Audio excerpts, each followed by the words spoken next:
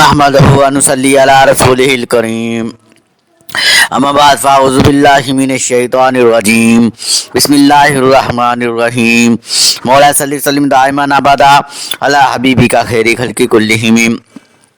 حضرت ابو ہریرہ رضی اللہ تعالیٰ عنہ بیان کرتے ہیں کہ حضور نبی اکرم صلی اللہ علیہ وآلہ وسلم کی خدمت میں ایک دیہاتی حاضر ہوا اور اس نے عرض کیا، یا رسول اللہ صلی اللہ علیہ وآلہ وسلم، میری ایسے عمل کی طرف رہنمائی فرمائیے جسے انجام دینے سے میں جنت میں داخل ہو جاؤں۔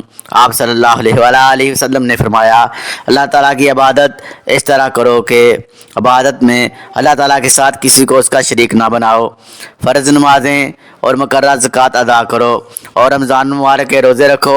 اس رابی نے کہا، اس ذات کی قسم جس کے قبضہ قدرت میں میری جان ہے، میں ان احکام پر کوئی اضافہ نہیں کروں گا۔ پس جب وہ شخص واپس جانے کے لیے مڑا تو آپ صلی اللہ علیہ وآلہ وسلم نے فرمایا، جو کسی جنتی کو دیکھنے کی سعادت حاصل کرنا چاہے تو اسے دیکھ لے۔ مزید اچھی ویڈیو کے لیے چینل سبسکرائب کریں، ویڈیو کو لائک اور شیئر کریں، اپنی رائے کا کمنٹ میں اظہار کریں۔ شکریہ۔